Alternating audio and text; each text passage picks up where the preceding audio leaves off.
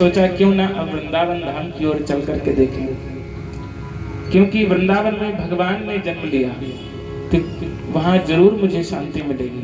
तो जैसे ही वृंदावन में पहुंचे तो वहां पहुंचते ही एक आश्चर्य और देखा। वहां जैसे ही पहुंचे तो देखा एक स्त्री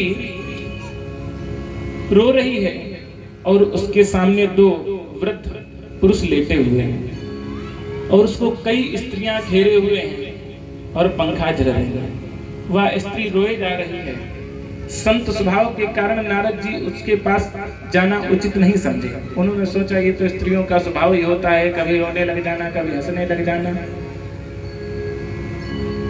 नारद जी जैसे ही सोचे कि इस परिवेश को, इस वातावरण को छोड़ करके हमको आगे देखना चाहिए, तो जैसे ही आगे बढ़े तभी उसी समय वह स्त्री बड़ी तेजी से चिल्लाई और पुकारा कि हे साधु, वो साधु क्षणं तिष्ठ मच्चिन्तामपि नाशय दर्शनं तव लोकस्य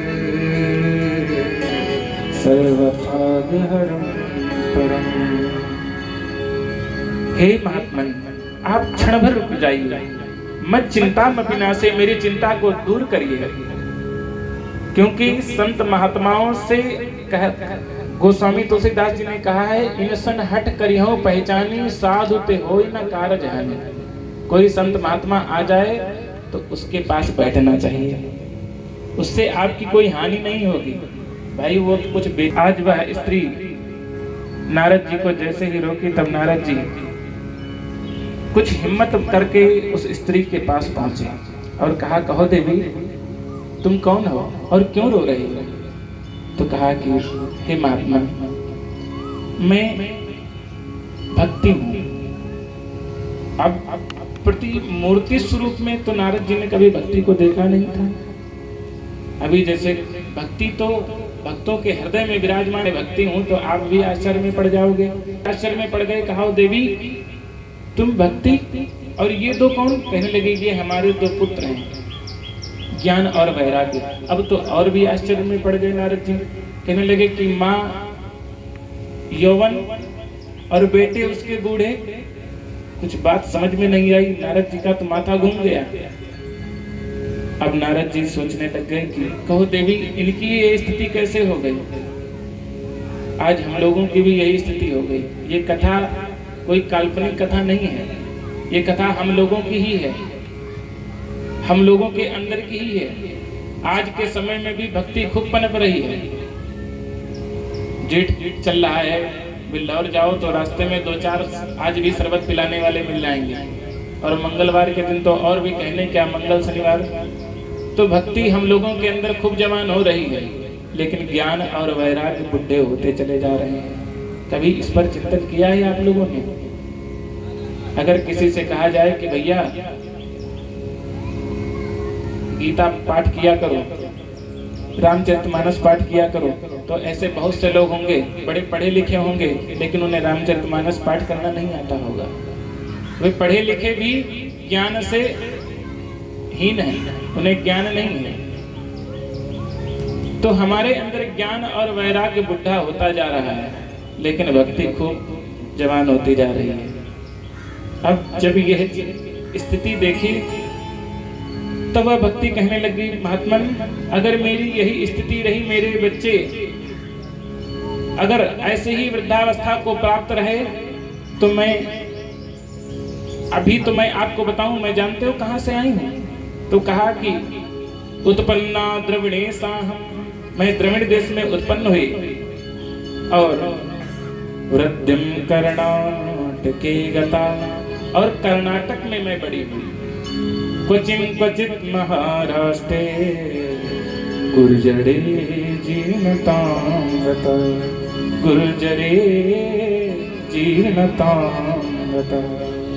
मैं द्रविड़ देश में उत्पन्न हुई और कर्नाटक में बढ़ी, कहीं कहीं महाराष्ट्र में भी पहुंची, लेकिन जैसे ही गुजरात जब पहुंची तो मैं जीर्ण शीर्ण हो गई।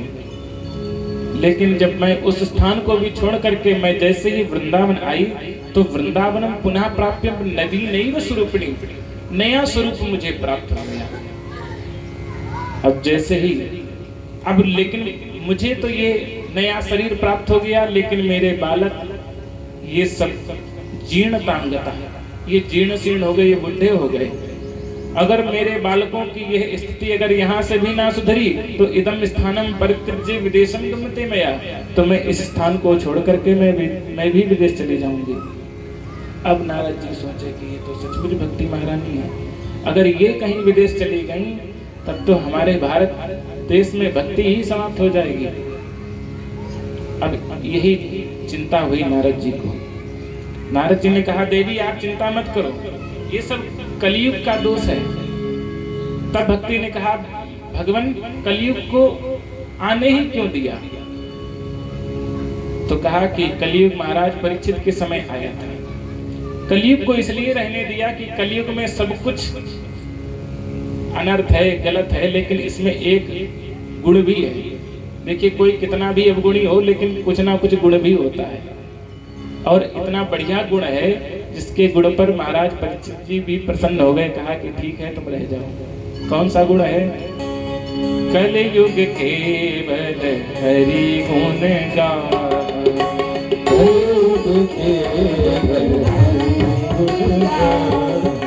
सुमीरे सुमीरे नर उतरे, सुमीरे सुमीरे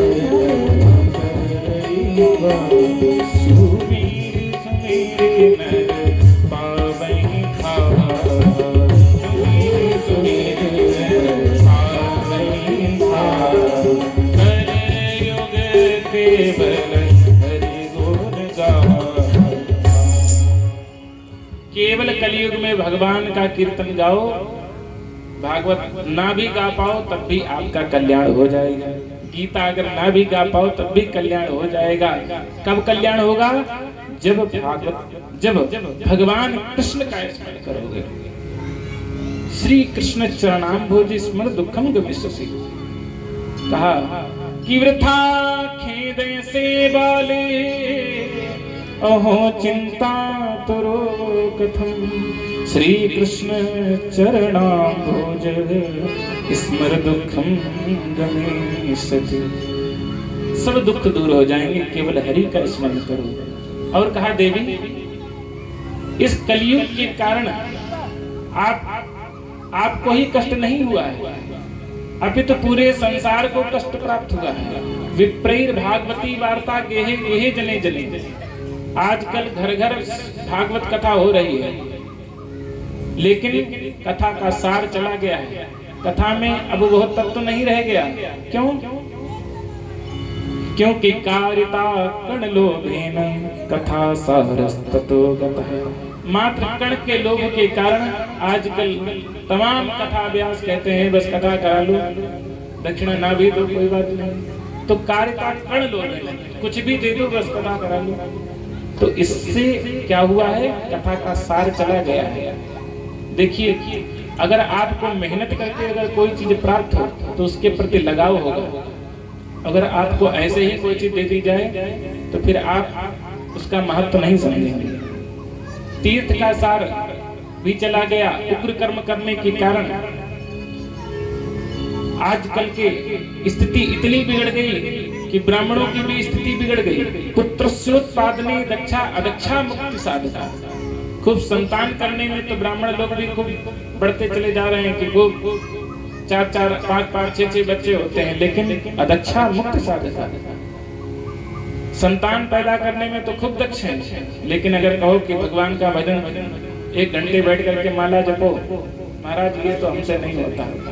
उसके लिए तो पंडित, दूसरे पंडित जी को बुला लेंगे, वो माला जप देंगे हमारे लिए महामृत्युंजय की, लेकिन खुद से नहीं कर पाते। तो अदक्षा मुक्ति साधका। देवी जी, ये सब कलयुग का ही प्रभाव है, केवल आपके बालकों पर ही इसका प्रभाव नहीं पड़ा हुआ है। इतना सुनकर के और कहा कि देवी भक्ति महारानी बोली कि हे भगवान, आपकी इन बातों को सुनकर के मुझे बड़ा ही आत्मबल मेरा बढ़ गया और उनकी स्तुति करने लग गए। जयति जगति माया काया तदस्ते जयति जगति माया काया तदस्ते वचन रचन में कम केवलम चाकले वचन रचन में केवलम चाकले जयति जगति माया काया जयति जगति माया वचन रचन में कम केवलम चाकले ध्रुव पदमतियातयत कृपातोऽयं ध्रुव पदमतियातयत कृपातोऽयं सकल कुशल पात्रं नतास्मि सकल कुशल पात्रं पुत्रं नतास्मि सकल कुशल पात्रं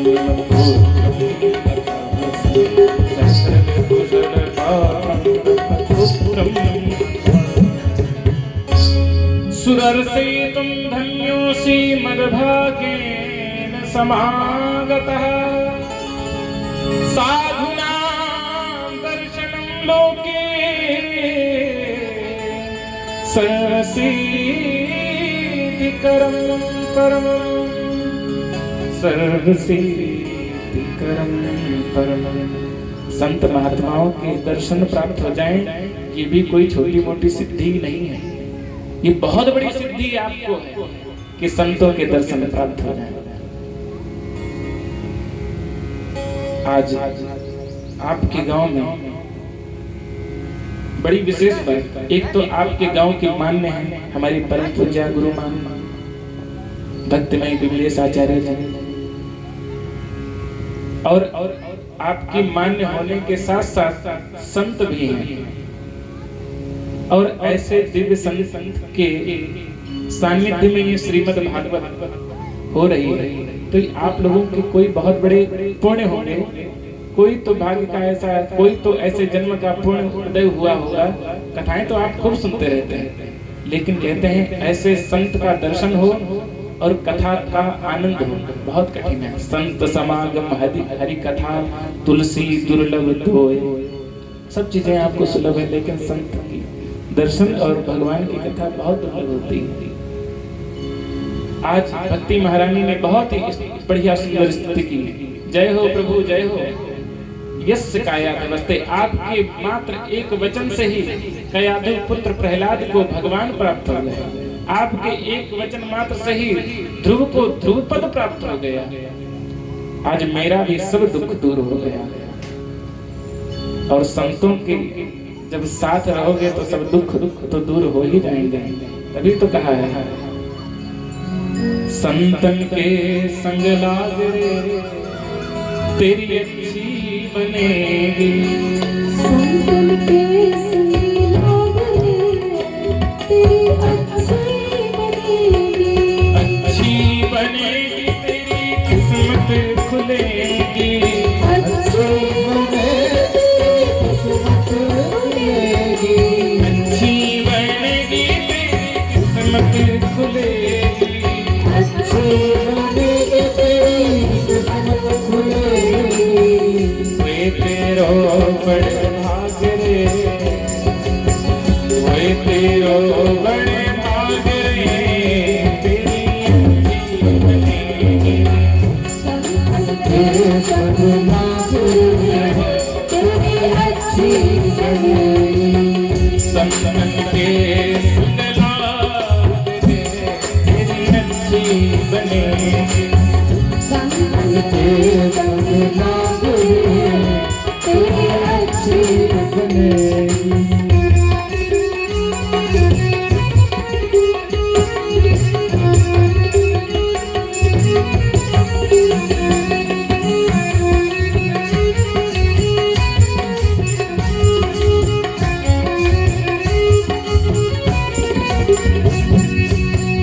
कागा से तुम्हें हमसे करेंगे, कागा से तुम्हें हमसे करेंगे,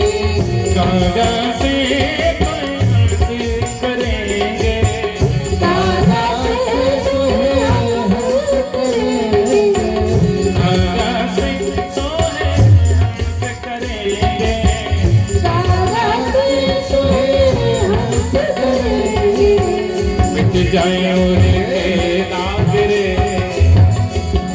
मिट जाए रे दाग रे, तेरी अच्छी बनेगी। संभल के संग लागो तेरी अच्छी बनेगी।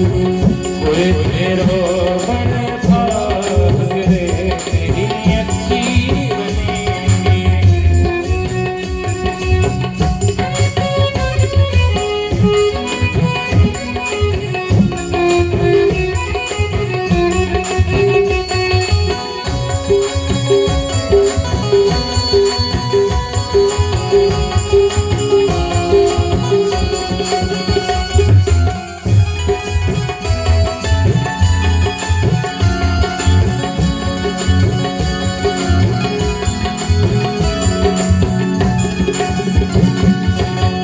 रोज की बन गई पहला दिन की बनी गई, रोज के बदले बेहाल की बनेगी। रोज की बन गई पहला दिन की बनी गई, रोज की बदले बेहाल की बनेगी। तेरे बनी जुड़ जाए तेरी अच्छी बनेगी। संभल के संग लागो तेरी अच्छी बनेगी। संभल के संग लाग तेरी अच्छी संभल के संग लागो तेरी अच्छी ओ बनेगी। तेरी अच्छी बनेगी, तेरी अच्छी बनेगी। तेरी बिगड़ी बनेगी। बोले संत भगवान की आज भक्ति महारानी को मानो कि आधा कष्ट संत के मिलते ही दूर हो गया। मच्चिंता मत्विनाशे, भावना यही थी। अब नारद जी पास गए तो पहले तो हिलाया डुलाया, लेकिन जरा सा भी उनको होश नहीं आया, क्योंकि वे बिल्कुल मूर्छित पड़े हुए। अपने कमंडलों से जल लिया, जल का छींटा मारा, तब भी होश नहीं आया। तब कहा कि लगता है कि कुछ मंत्र पढ़ने पड़ेंगे। तो वेद वेदांत और उपनिषद, ब्राह्मण, अरण्य संहिताओं के मंत्र को पढ़ना प्रारंभ किया, तब भी कुछ होश नहीं आया। थोड़ा सा मुंह फैलाए, फिर गीता का पाठ जिस समय किया तो थोड़ी लंबी सी जमुहाई लेते हुए और फिर मूर्छित हो गए। नारद जी सोचने लगे, लगता है रोग बड़ा लगा हुआ है। इतने बड़े बड़े हैवी डोज दिए लेकिन तब भी फायदा नहीं हो रहा है। अब तो नारद जी भी मन ही मन व्याकुल होने लग गए, समझ में नहीं आ रहा कि अब क्या करें। तो उसी समय आकाशवाणी हुई, व्योमवाणी तदै भूमा मार्षे खिद्यतामिति उद्यमा सफलस्तेयं भविष्यति न संशयः। उद्यमः सफलस्तेयं एतदर्थं तु सत्कर्म सुरस्य त्वं समाचरा। हे नारद जी, आप खिन्न मत हो, आप परेशान मत हो, खिन्न मत हो, आप सत्कर्म करिए। और ये सत्कर्म साधु संतों के पास मिलेगा। नारद जी भी सोचने लगे कि अभी तक हम कौन सा कुकर्म कर रहे थे। भाई वेद सुनाए, मंत्र सुनाए, ब्राह्मण सुनाए, अरण्य सुनाए, गीता सुनाई, ये भी तो सत्कर्म ही था। और अब आकाशवाणी हो रही है कि सत्कर्म करो, तो कौन सा ऐसा सत्कर्म करें। सत्कर्म सोच को यहाँ भी सत्कर्म चल रहा है। और किसके माध्यम से? सत्कर्म सेवा समिति के माध्यम से। ये सत्कर्म शब्द श्रीमद् भागवत से ही दिया गया है। पूज्य गुरुदेव की प्रेरणा से ये सत्कर्म से ही सत्कर्म की धारा प्रवाहित हो रही है। बोले भागवत भगवान की जय। अब नारद जी भी सोचने लगे कि सत्कर्म का नाम भी नहीं बताया कि कौन सा सत्कर्म, और ना ही कोई साधु बताया कि जाओ अमुक साधु के पास चले जाओ, सिद्धेश्वर महादेव पे चले जाओ, वहां आपको कोई ना कोई महात्मा मिल जाएगा। ना तो स्थान बताया, ना तो साधु का नाम बताया, ना ही सत्कर्म का नाम बताया। अब तो नारद जी चल पड़े। तो किसी भी आश्रम में पहुंचते तो जैसे ही पता चलता अरे नारद जी आए, नारद जी प्रश्न कर रहे, तो कोई तो भाग जाता, तो कोई तो मौन धारण कर लेता, महाराज हम तो मौन हैं, क्योंकि अब शिष्यों के बीच में प्रश्न पूछेंगे नारद जी, हम जवाब दे नहीं पाएंगे तो बेइज्जती होगी। अब तो नारद जी को समझ में नहीं आ रहा अब कहाँ जाए, तो सोचा कि सीधे बद्रीनाथ भगवान चलेंगे, बद्रीनाथ भगवान से ही पूछेंगे। तो जैसे ही बद्रीनाथ की ओर जा ही रहे थे प्रभु, वैसे ही आप हमको रास्ते में मिल गए। अब आप हमें बताओ कि अब हम क्या करें। तो तब उस समय कहा कि इतनी छोटी सी समस्या और आप इतना परेशान। सनकादि ऋषियों की बात सुन करके नारद जी कहने लगे छोटी समस्या नहीं है, बहुत बड़ी समस्या है। अगर भक्ति को यहाँ संतुष्टि ना मिली तो इदम स्थानम परित्यज्य, वो कह रही थी कि स्थान को छोड़ करके विदेशम गम्यते में, मैं विदेश को चली जाऊंगी। हाथ जोड़ करके नारद जी ने कहा भैया हम भी सत्संगी हैं, लेकिन कुछ समझ में नहीं आ रहा है, तो कुछ आप ही ऐसा उपाय बताइए। तो कहा कि केवल एक ही बढ़िया सा सत्कर्म है कि श्रीमद् भागवतम सत्कर्म सूचकोनम ज्ञानेज्ञा स्मृतोधये। तो कौन सा सत्कर्म? श्रीमद् भागवतालापा सतुगीता शुकादिभि सतुगीता शुकादिभि सतुगीता शुकादिभि। जो श्री सुखदेव के द्वारा गाया हुआ श्रीमद् भागवत है, यही सबसे बड़ा सत्कर्म है। और इस कथा को सुनते ही वे ज्ञान और वैराग्य पुष्ट हो जाएंगे। देखिए जो भगवान की कथा से जुड़ा है वही पुष्ट हो सकता है। कहते हैं पूज्य गुरुदेव कहा करते हैं जो संतुष्ट है वही पुष्ट है, और जो पुष्ट है वही भगवान के साथ संतुष्ट है, और जो संतुष्ट नहीं है वही सबसे बड़ा दुष्ट है। बोले सतगुरुदेव भगवान की जय। गोद में गज धनबार और रतन धन खान, जब आवे संतोष धन सर्वधन दूरी समान। तो हमारे जीवन में संतोष धन का आना बहुत जरूरी है। आज जैसे ही नारद जी ने इस बात को सुना कि भैया आप कह रहे हो श्रीमद् भागवत, मैंने तो वेद सुनाए, मैंने गीता सुनाई, तो क्या भागवत उससे भी बढ़कर के? तो कहा हाँ। तो कहा कि कैसे? कहने लगे कि भागवत भी वेद से ही निकली है। निगम कल्प तरोर गलितम फलम, ये वेदों का फल है। जिस प्रकार से आम के वृक्ष से आम का फल आपने देखा होगा, बड़ा ही सुकोमल होता है, बड़ा ही सुंदर होता है और बड़ा ही रसीला होता है। अब कोई आम खा करके कहे कि जब आम इतना बढ़िया सुंदर होता है तो उसका पेड़ कितना सुंदर होगा कि आम की डाली कोई चबा करके देखेंगे। तो भैया आम के चक्कर में अगर डाली को चबाओगे तो दांत और टूट जाएंगे। तो वेद है वृक्ष और उसका फल है भागवत। और बताया कि जिस प्रकार से दूध में घी रहता है उसी प्रकार से वेद में श्रीमद् भागवत है। अब जैसे दीपक जल रहा है और इस दीपक में घी कम पड़ जाए और घी की बजाय अगर कोई कहे कि भैया इसमें दूध डाल दो क्योंकि दूध से तो घी निकला है, तो क्या दीपक जलेगा? नहीं जलेगा, दीपक बढ़ जाएगा।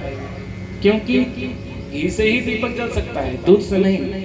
आप कितना भी कहो कि दूध से घी निकला है, बिल्कुल बात सही है। बिल्कुल वैसे ही जिस प्रकार से वेद दूध है और घी भागवत है। इस प्रकार से ऐसे उदाहरण जब दिए तब नारद जी को भी बड़ी संतुष्टि हुई। तो कहा कि तो भैया फिर देर किस बात की? श्रीमद् भागवतम श्रव्यम शोक दुख विनाशनम, शीघ्रात शीघ्र इसका आयोजन किया जाए। तो कहा कि जरा पीछे लौट चलो। तो कहा पीछे क्यों, बद्रीनाथ में क्यों नहीं? तो कहा हरिद्वार में गंगा द्वार समीपे, तो गंगा द्वार जिसको आप लोग हरिद्वार कहते हो, कुछ भक्त हरिद्वार भी कहते हैं, हरिद्वार। जो वैष्णव भक्त हैं वे हरिद्वार कहते हैं, जो शिव जी के भक्त हैं वे हरिद्वार कहते हैं, क्योंकि केदारनाथ धाम जाने के लिए भी वही रास्ता है एक तरफ, और बद्रीनाथ जाने के लिए वहीं से रास्ता है। इसीलिए व्यास जी ने यहाँ पर ना हरिद्वार लिखा ना हरिद्वार लिखा, उन्होंने क्या लिखा? गंगा द्वार समीपे तो तटमानंदनाकम, आनंद नाम का स्थान हरिद्वार में, अर्थात गंगा द्वार जहाँ से गंगा जी निकली। गंगा तो वैसे गंगोत्री धाम से निकली, लेकिन अलग, एक तरफ अलकनंदा और एक तरफ गंगा जी। हरिद्वार में ये दोनों मिलकर के संपूर्ण भागीरथी गंगा मैया कहलाएंगे। आप लोग जो लोग गए होंगे, कोई गया है बद्रीनाथ यहाँ से? आप गए?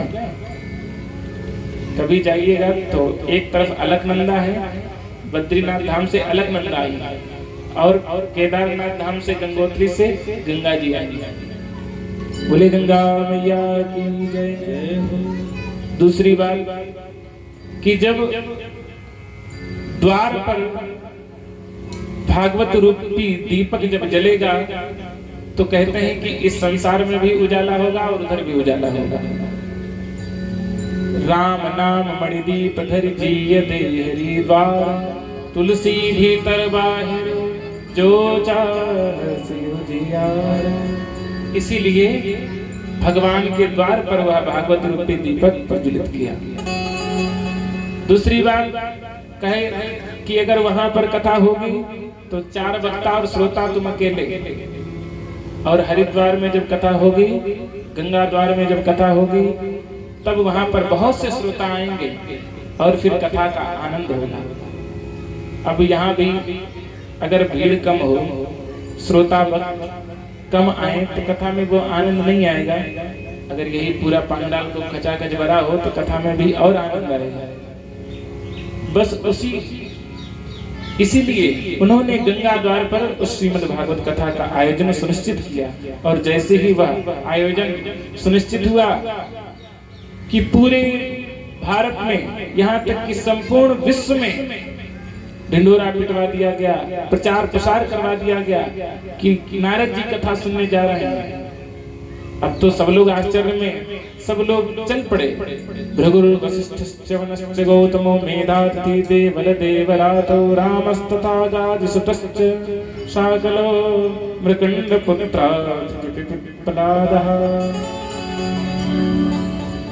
यहाँ तक कि समस्त पूरे संत पूरे परिवार के साथ, अपने शिष्यों के साथ, सबको लेकर के उस आनंद नाम क्षेत्र पर पधारे। यहाँ तक कि संतों ने कहा कि वेदांतानि च वेदाश्च मंत्रास तंत्रास मूर्तयः, जितने वेद वेदांत उपनिषद ये सब मूर्तिमान होकर के, मनुष्य रूप धारण करके, संत रूप धारण करके उस स्थान पर आए। और जैसे ही वहां पर कथा प्रारंभ हुई कि मंगलाचरण हुआ ही था कि मंगलाचरण होते ही एक आश्चर्य हुआ। क्या आश्चर्य हुआ कि वहां भक्ति महारानी ताता थैया कर करके नाचने लग गई, और अकेले ही नहीं, अपने दोनों पुत्रों के साथ। देखिए ये है भागवत का चमत्कार।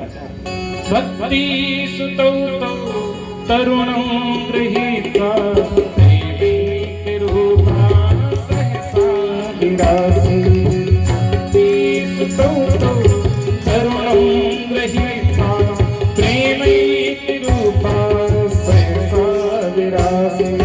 श्री कृष्ण गोविंद हरे मुरारी नाथी नाम।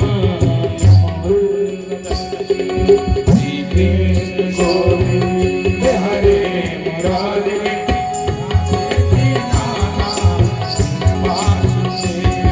कृष्ण गोविंद हरे मुरारे नाम से कीर्तन चल ही रहा था कि उसी समय भक्ति महारानी अपने दोनों पुत्रों के से ताता भैया करते हुए नाचने लग गई और सभी लोग गाने लग गए श्री कृष्ण गोविंद हरे मुरारे नाथ नारायण वासुदेव। श्री कृष्ण गोविंद हरे आप लोग भी गाइए, आपके श्री कृष्ण गोविंद हरे मुरारे नाथ नारायण वासुदेव। कृष्ण गोविंद हरे मुरारे नाथ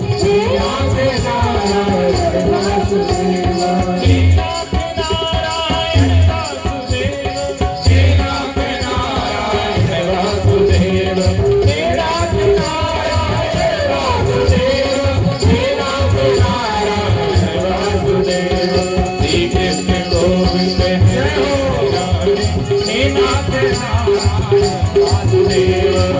कृष्ण गोविंद हरे मुरारे नाथ नारायण वासुदेव। श्री कृष्ण गोविंद हरे मुरारे नाथ नारायण वासुदेव। नाथ नारायण वासुदेव।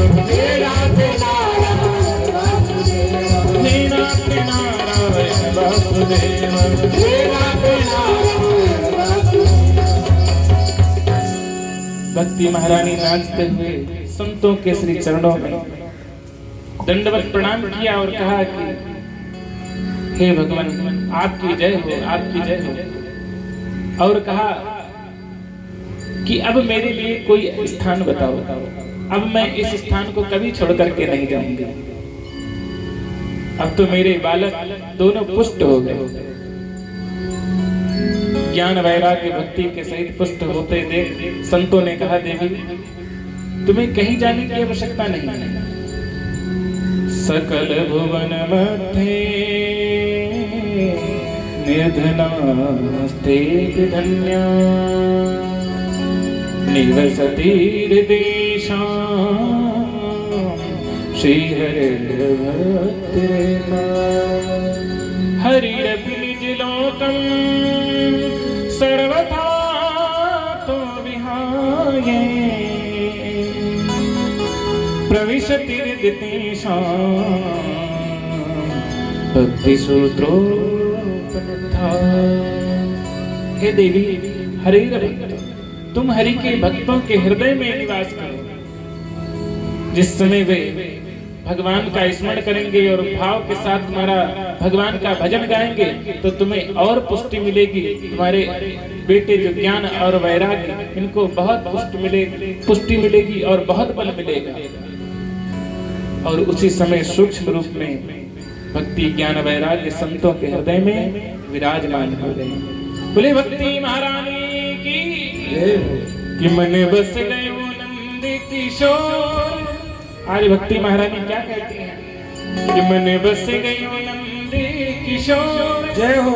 अब जाना नहीं कहीं और बसा लो वृंदावन में, बसा लो वृंदावन में, बसा लो वृंदावन में, बसा लो वृंदावन में,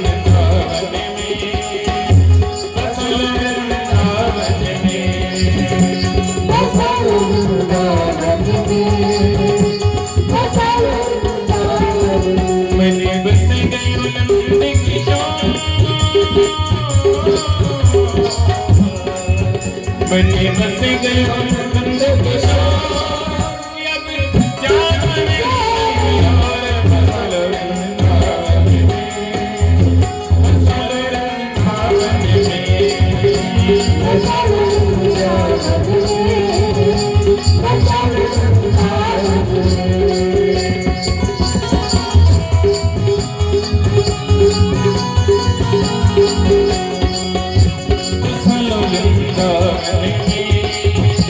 बसा लो वृंदावन में, बसा लो वृंदावन में, बसा लो वृंदावन में। बसा लो वृंदावन में, बसा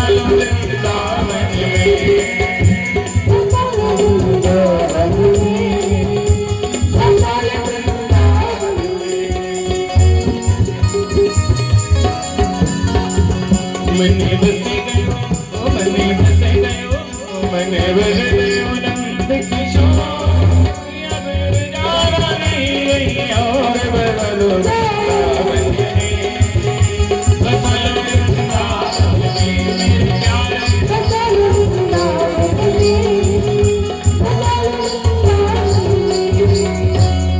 बसा लो वृंदावन में, बसा लो वृंदावन में। बोले वृंदावन बिहारी लाल की जय।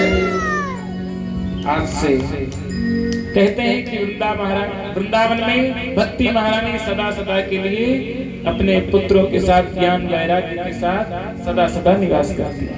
आज भी जो जितने भी कथा रसिक हैं, ज्ञान रसिक हैं, भक्ति रसिक हैं, वे आज भी वृंदावन में विराजते हैं। बोले वृंदावन धाम की जय। उसी समय से उनका किसी ने एक बढ़िया सुंदर प्रश्न किया,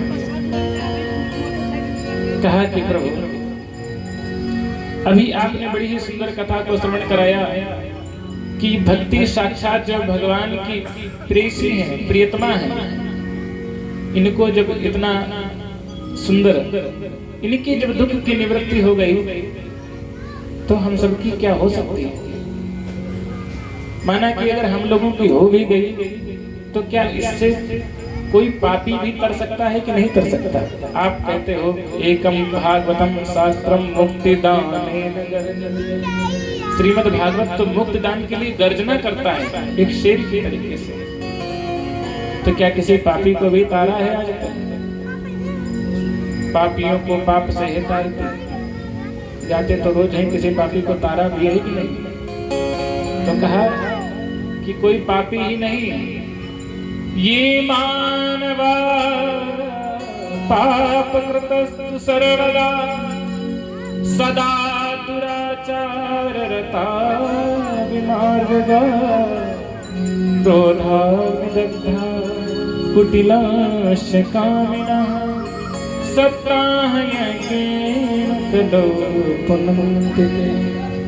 जिसने हमेशा हमेशा केवल पाप ही किया हो, ऐसे भी पापी भगवान की कथा से तर गए। तो कहा कि कोई उदाहरण बताओ, प्रत्यक्षम की प्रमाण। तो कहा कि मैं एक बढ़िया सा सुंदर एक इतिहास सुनाता हूं। तुंगभद्रा तटे पूर्वं भूत्पन्नम तमं यत्र वर्णासु धर्मेण सत्य सत्कर्म तत्परः आत्मदेव पुरे तस्मिन् सर्ववेद विशारदा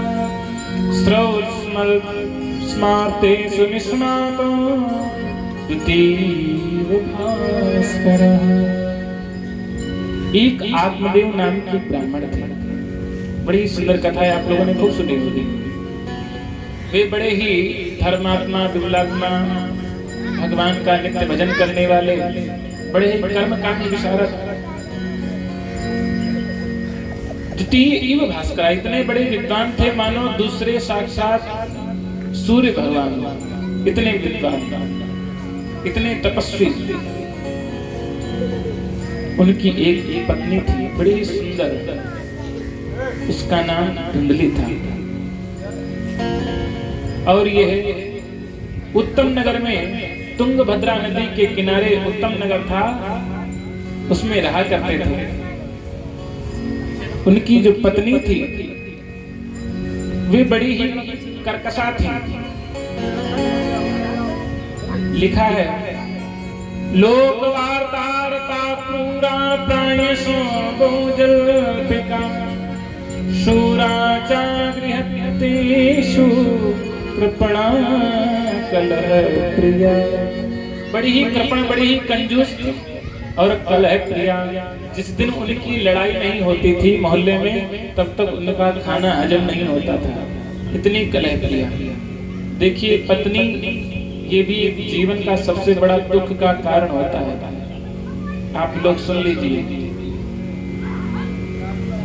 अपने जीवन में सबसे बड़ा दुख का कारण दुख कहीं और नहीं है, अपने घर में ही दुख है।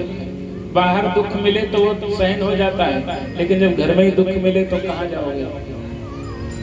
कुग्राम वासा कुलहीन सेवा, कुभोजन कर्ण कटु चभार्या। देखिए 6 दुख बताए गए हैं, आप लोग जान लीजिए। अगर आपके पास अगर एक भी कोई दुख है तो जान लेना आपके जीवन में सबसे बड़ा दुख है। ध्यान से सुनिएगा। कुग्राम वासा कुलहीन सेवा, कुभोजन कर्ण कटु चभार्या। अवसीच पुत्रो विधवा च कन्या, जीव लोके दुखानि राजा। कुग्राम वासा, आप कोई ऐसे गांव में रहते हो जहां आपको कोई घंटी भी ना बजाने दे, ना कोई शंख बजाने दे, सब पापी लोग रहते हैं, विधर्मी लोग रहते हैं, तो समझ लेना कि हम बहुत बड़े दुख के शिकारी हो गए। ये आपके जीवन का सबसे प्रथम नंबर 1 का दुख कि ऐसे मोहल्ले में रहते हो जहाँ कोई शंख भी ना बजाने दे और आपको सुबह उठ करके रोज या शाम को शराब पी करके गाली गलौज करे, तो समझ लेना कि आपके जीवन का सबसे बड़ा दुख है। कुग्राम वासा कुलहीन सेवा, दूसरा दुख कौन सा? कुलहीन सेवा। किसी छोटे कुल का या आप बड़े बढ़िया पंडित जी हो और आपकी नौकरी लग गई पुलिस में, और आपके इंस्पेक्टर साहब जो हैं वे कनिष्ठ वर्ण के हैं और वे कहते हैं हे जाओ पानी ले आओ। किसी छोटे अधम के यहाँ आप यदि चाकरी करते हो तो ये भी एक बहुत बड़ा दुख का कारण है।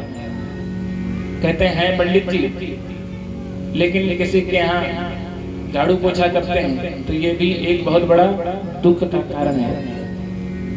कुग्राम वासा कुलहीन सेवा कुभोजन, आपको रोज आपकी पत्नी भोजन सुबह का शाम को सुबह। अब तो घर में फ्रिज आ गई है तो ये और सरल हो गया है। खूब आटा गूंथ के रख लिया, दिन भर का शाम तक चलता है। सुबह वाला शाम को, शाम वाला सुबह। और कभी कभी ऐसा भी हो जाता है कि सुबह मार लिया तो कहने लगे 2 दिन 3 दिन तक, जब तक उसमें खटाई ना आने लग जाए तब तक वो फ्रिज में ही लगा करके चलाया करते हैं। बोले कृष्ण भगवान की जय। कुभोजनम, तो ऐसा यदि भोजन आप करते हो या पत्नी कराती है तो समझ लीजिए आपके जीवन का सबसे बड़ा दुख का कारण है। और आगे एक दुख और बतलाया, कर्ण कटु चभार्या। पत्नी कितनी भी सुंदर हो, लेकिन जैसे ही घर में पहुंचो और घर में पहुंचते ही आपका झगड़ा हो जाए तो ये भी आपके जीवन का सबसे बड़ा दुख। पत्नी कैसी होनी चाहिए? प्रिया च भार्या प्रियवादिनी च।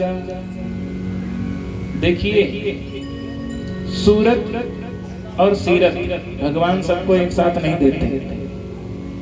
कोई ऐसा बिरला हो जिसको सूरत और सीरत एक साथ मिल जाए।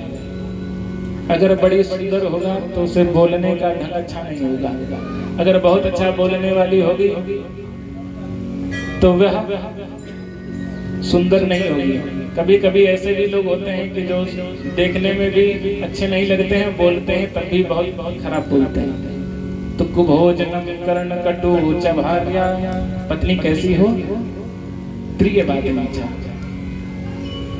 सुंदर भले ना हो लेकिन प्रिय बोलती हो। जैसे ही आप घर में पहुंचो तो बस इतना ही पूछ दे, आपको कोई तकलीफ तो नहीं हुई आज तो आप तो भोजन भी नहीं किए। बेशक वो खा के गए थे, टिफिन तो आपने खाया ही नहीं, सब पूरा ऐसे लौटा लाए। बस इतना ही अगर प्रेम से बोल दे तो मानो पूरे दिन की थकावट दूर हो जाती है। लेकिन अगर जाते जाते अगर कह दें हम तो तुम्हारे लिए सवेरे से 5 बजे से उठ जाते हैं, टिफिन बना के देते हैं और तुम खा के भी नहीं आते हो, हम बताओ ये जानवर को डालेंगे? बोलने का ढंग बिगड़ गया तो घर में कलह हो गई। बेचारे दिन भर ऑफिस में थके हुए थे, समय ही नहीं मिला कि किस समय भोजन करते। और जब घर पे आए वो टिफिन को पत्नी ने देखा तो एकदम कटु कटु शब्दों में प्रताड़ित करती है। कर्ण कटु च भार्या। तो अगर आपके जीवन में ये दुख है तो ये भी एक बहुत बड़ा दुख है कि पत्नी अगर कड़वा बोलती है। पत्नी हमेशा प्रिय बोलने वाली।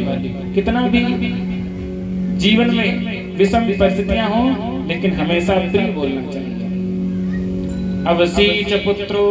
बेटा अगर आपकी बात ना मानता हो तो ये भी आपके जीवन का सबसे बड़ा दुख का कारण है। विधवा च कन्या।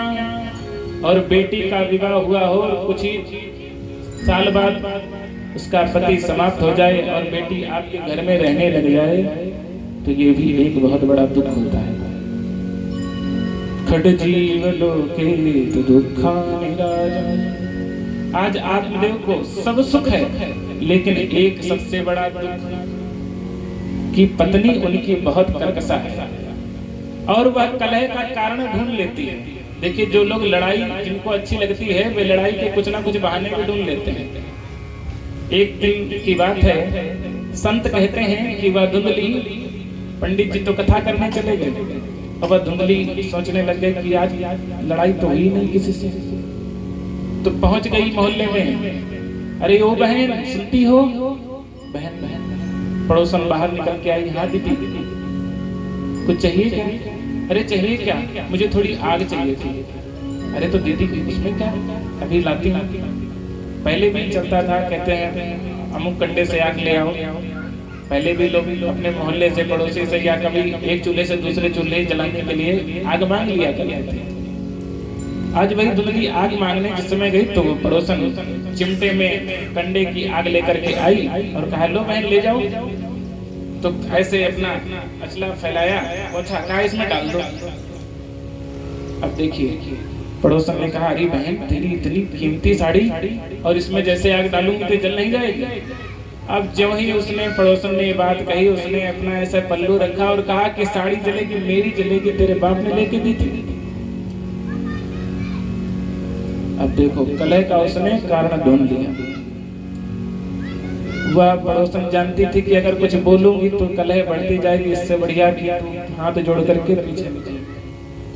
तो ऐसी थी वे धुंधली कि लड़ाई के वे कारण ढूंढना ही करती थी। कोई ना कोई ऐसा मौका मिल जाए कि थोड़ी देर लड़ ले।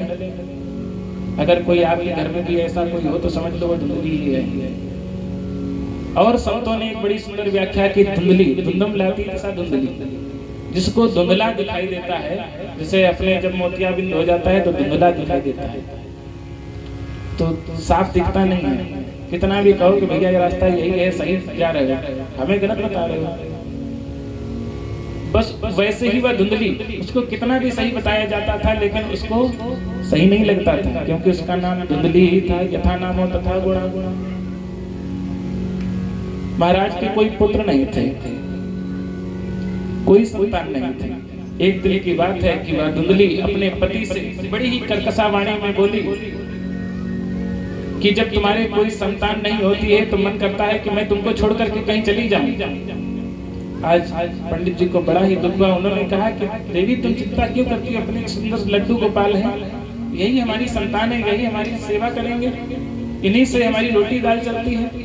देखिए अगर पुत्र मानना हो तो किसी को भी मान लो, सिद्धेश्वर भगवान को भी पुत्र मान सकते हो। वे पिता भी बन जाते हैं, पुत्र भी बन जाते हैं। भगवान कृष्ण मित्र भी बन जाते हैं, पुत्र भी बन जाते हैं।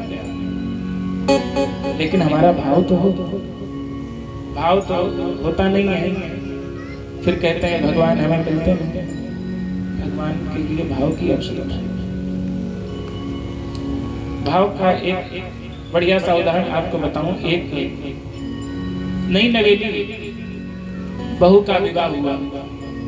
वह बचपन से भगवान कृष्ण की भक्त हुआ करती थी, बहुत बड़ी भक्त थी। एक दिन की बात है कि भगवान की कृपा से उसका विवाह वृंदावन में ही हो गया। अब जब वृंदावन में विवाह हो गया तब तो वह बड़ी प्रसन्न हुई कि वृंदावन में मेरा विवाह हुआ, अब तो मैं रोज बांके बिहारी के दर्शन किया करूंगी। बड़ी ही प्रसन्न थी। जब उसका विवाह गौने में पहुंची तो पति ने कहा कि तू कुछ देर यहाँ रुक, मैं कुछ प्रसाद लेकर के आऊं। तो पति ने उसी जगह स्थान पर बिठा दिया। अब वह नई नवेली दुल्हन, वह बेटी मन में विचार कर रही है कि मैं वृंदावन आ तो गई, भगवान को तो मैं भगवान मानती हूँ, लेकिन मेरा भाव ये कहता है भगवान से कोई ना कोई रिश्ता जरूर बना ले। अब वह गोपी, वह दुल्हन ये भाव कहने लग गई कि मैं भगवान से कौन सा रिश्ता बनाऊं। ये सोचते उसने सोचा मेरे पति से कुछ छोटे होंगे। देखिए वृंदावन की जितनी भी सखियां हैं, गोपियां हैं, वे सब कन्हैया को क्या मानती हैं? अपना देवर मानती हैं, जो वहां के बहुए हैं। आज वही भाव उस गोपी के अंदर आया कि हमारे पति से कुछ ही छोटे होंगे तो मैं अपने कन्हैया को देवर मान लेती हूँ। और जैसे ही देवर का भाव लाई तो मन में सोचने लगी जिस समय कन्हैया आएंगे और मेरा धीरे से घूंघट खोलेंगे, कहेंगे भाभी तो कितनी प्यारी है। ऐसा सुनकर मैं कितनी भाव से भर जाऊंगा। कितना अच्छा होगा कि अगर कन्हैया आ जाए और मुझसे भाभी भाभी कहे। बस ये विचार कर ही रही थी कि उसी समय एक ग्वाला आया और ऐसे घूंघट खोला और कहा भाभी तुम कितनी प्यारी लग रही है, कौन सी क्रीम लगा कर रखी है। जब ही ये बात को सुना तो कहा अरे छोड़ छोड़ घूंघट छोड़ छोड़। अब उसको ये डर लगा कि कहीं कोई और ना देख ले, क्योंकि वृंदावन में तो उसकी ससुराल है। जैसे ही देखा तो देखते ही रह गए और वह इतना कह करके वो ग्वाला भाग गया। तभी पति आया, पति ने कहा कि कोई दिक्कत तो नहीं हुई? अरे कहा दिक्कत, एक लड़का आया था, उसने मेरे घूंघट को खोला और कहा कि भाभी तो कितनी प्यारी लग रही है, कौन सी क्रीम लगाते हो? तो कहा कि तूने मुझे आवाज क्यों नहीं दी?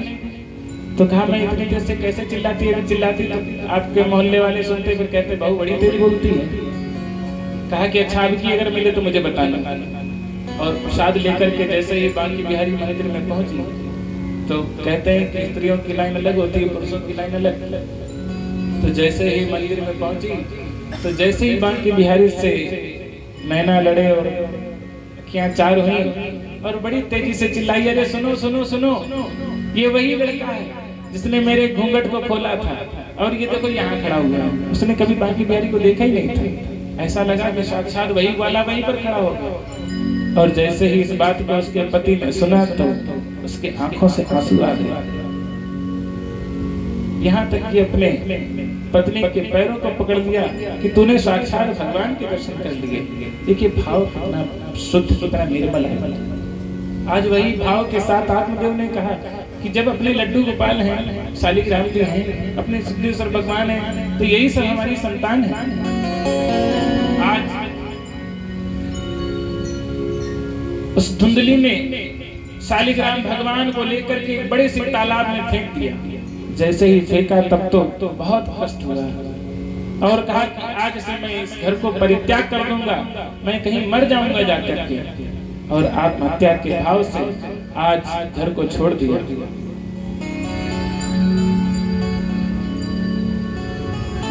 और जैसे ही घर को छोड़ा आज सोचते हैं अब कहाँ जाएं, तो एक नदी के किनारे बैठ करके बड़ी तेजी से रोने लग गए और सोचा कि मैं इसी नदी में डूब करके अपने प्राणों को त्याग दूंगा। कहते हैं कि कुछ ही क्षण वह रोए ही थे कि उसी समय एक सन्यासी वहां पर आ पहुंचा। जैसे ही सन्यासी ने रोता हुआ देखा तो सोचा ऐसे भयंकर घनघोर जंगल में कोई भक्त रो रहा है, ऐसा लगता है मेरे भगवान के लिए रो रहा है। देखिए संत का भाव निर्मल होता है। निज परिताप निर्भय नवनीता पर परिताप संत गीता। आज संत भगवान का हृदय गदगद हो गया और उस ब्राह्मण के पास पहुंच गया। तो जैसे ही मुखमंडल को देखा तो कहा कि देखने से तो ब्राह्मण लगते हो, क्यों रो रहे हो?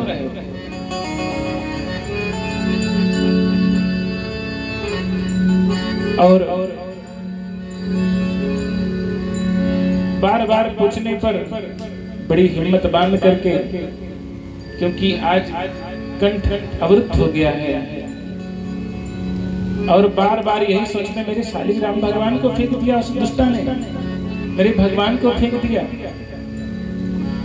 आज सन्यासी ने समझाया कि क्यों रो रहे हो। तब कहा कि प्रभु, पूरा वृत्तांत सुनाया कि मेरी कोई संतान नहीं है, जिसके कारण आज मैं अपनी पत्नी से प्रताड़ित होकर के घर को छोड़ करके मैं यहाँ अपने जीवन को, अपने प्राणों को त्याग दूंगा। तब कहा कि संतान के लिए क्यों रोते हो? क्या संतान से नाम चलता है? अरे नाम तो अपने कर्मों से चलता है। अगर आपने अच्छे सत्कर्म किए, अपना बढ़िया लोगों के साथ परोपकार किया, खूब अच्छे अच्छे सत्कर्म किए, तो पूरा क्षेत्र आपको जानेगा और आप सोचो कि हमारे बेटे से हमारा नाम चलेगा, तो ये भूल जाइए। नाम केवल अपने कर्मों से चलता है। प्रत्यक्ष प्रमाण जान लीजिए, नरेंद्र मोदी बहुत विश्व विख्यात प्रधानमंत्री हैं। अब इनके पिता का नाम यदि कोई आपसे पूछे तो बता पाएगा कोई? हमको ही नहीं मालूम है तो आप क्या बताओगे? तो कहने का तात्पर्य, अपने कर्मों से आपका नाम और आपकी प्रतिष्ठा, आपका यश बढ़ता है, बेटे से नहीं चलता। बेटा तो केवल आपकी चौकीदारी को समझ लीजिए, करने के लिए आपने एक चौकीदार बना दिया। जैसे आप अपने पिता की संपत्ति के चौकीदार, पहले पिता थे, फिर आप हुए, फिर आपकी संपत्ति का चौकीदार अब बेटा हो गया। उसने रखा पाया तो रखाया, नहीं तो उसने भी बेच दिया। बस उसी प्रकार से आज इस प्रकार इस भांति समझाया, लेकिन कुछ समझ में नहीं आ रहा। तब कहा कि तुम रो मत, मुझे थोड़ी बहुत ज्योतिष भी आती है। ऐसे सन्यासी ने कहा। तद्भालाक्षरमालां च वाचयामास योगवान् सर्वं ज्ञातायति पश्चात् विक्रमोचे सविस्तरम्। मैंने तुम्हारा मस्तिष्क रेखाएं पढ़ ली। अरे कोई बात नहीं, संतान नहीं हुई तो बढ़िया सी एक गाय पाल लेते, उससे बछड़ा होता। वे तुम्हारी खेती को देखता, बढ़िया सुंदर गाय दूध देती। तो कहा महाराज मैंने गाय भी पाली, लेकिन वह भी बांझ हो गई। तो कहा वृक्ष लगा देते, वृक्ष जब तक रहता तब तक नाम लिया जाता। जैसे हमारी परम पूज्य गुरु माँ ने 5 वृक्ष लगाए, 5 वृक्ष लगाए। आप लोग जानते होंगे कहाँ पर लगे हैं? यहीं रोड पे 5 वृक्ष आम के लगे हुए हैं, सब लोग जानते हैं। और इस बाग की अमियां आप जब जब खाते होंगे तब तब हो सकता है कि आप याद करते होंगे। और कुछ नए जो युवा पीढ़ी है वे अगर नहीं भी याद कर पाते होंगे, क्योंकि उन्होंने ज्यादा समय आपके पास नहीं बिता पाया, लेकिन जो बुआ जी के पास पढ़े हैं, जो गुरु माँ के पास पढ़े हैं, या जो इनसे भी बुजुर्ग लोग हैं, वे जरूर जानते होंगे कि हाँ बिटिया ने इन वृक्षों को लगाया था। अगर नहीं इनको याद कर पाता होगा तो हमारे जो कथा के जो मुख्य परिचित जी हैं, उनके बाबा का या इनके चाचा का या इनके पिता का नाम जरूर लेता होगा। बेशक वो चोरी से ही हम यहाँ खाए, नाम लेता है कि नहीं लेता है? लेता होगा। तो वृक्ष अगर लगा दो तो वृक्षों से भी नाम चलता है। कोई जरूरी नहीं कि बेटा से नाम चले। बेटा अगर नालायक हो गया तब क्या करोगे? तो इसलिए ये मत सोचो कि बेटे से नाम चलेगा। बहुत समझाया। तो कहा कि मैंने तुम्हारी मस्तिष्क रेखाओं को पढ़ लिया है, और कहा सप्त जन्मावधि तैव पुत्रो नैव च नैव च। तुम्हारे एक जन्म ही नहीं, तुम्हारे 7 जन्मों तक कोई संतान का योग नहीं है। अब तो बड़ी तेजी से वह जमीन पर सर को अपना दे मारे और कहा महाराज आपने तो मुझे इस जन्म में नहीं बल्कि 7 जन्मों तक मार दिया। मैंने तो सोचा था कि चलो इस जन्म अपने प्राणों को त्याग दें, इस जन्म में अगर संतान नहीं मिल पाई तो दूसरे जन्म में संतान मिलेगी। आपने तो मेरा 7 गुना और कष्ट बढ़ा दिया। अब तो मैं आपके सामने अपने प्राणों को त्याग दूंगा और आपको ब्रह्म हत्या लगेगी। अब तो संत भगवान ने सोचा अच्छी राम राम करी। अब बहुत समझाया, तब कहा कि ठीक है, तुम अपने प्राणों को मत त्यागो, मैं एक प्रसाद देता हूँ। और अपनी झोली से बढ़िया सा फल निकाला और कहा जाओ अपनी पत्नी को देना, आशीर्वाद है तुम्हारे संतान होगी। जैसे आज बागेश्वर धाम सरकार कहते हैं जाओ आशीर्वाद, आज वैसे ही सन्यासी महाराज ने भी आशीर्वाद देकर के समझाया और कहा कि देखो इसका परहेज भी है, ये दवा ऐसे नहीं फायदा करेगी। देखिए यहाँ भी जो प्रसाद मिलता है तो कैसे प्राप्त करना चाहिए, तो परहेज भी बताया कि देखो इस प्रसाद को प्राप्त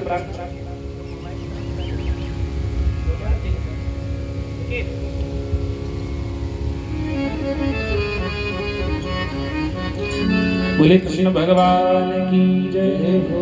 कहा इसका परहेज ये है, नियम ये है। कहा प्रभु नियम क्या है जल्दी बतलाइए। सत्यम शौचम दयादानम एक वक्तम तो भोजनम वर्षावधि स्त्रिया कार्यम तेन पुत्रो निर्मलः तेन पुत्रो निर्मलः। सत्य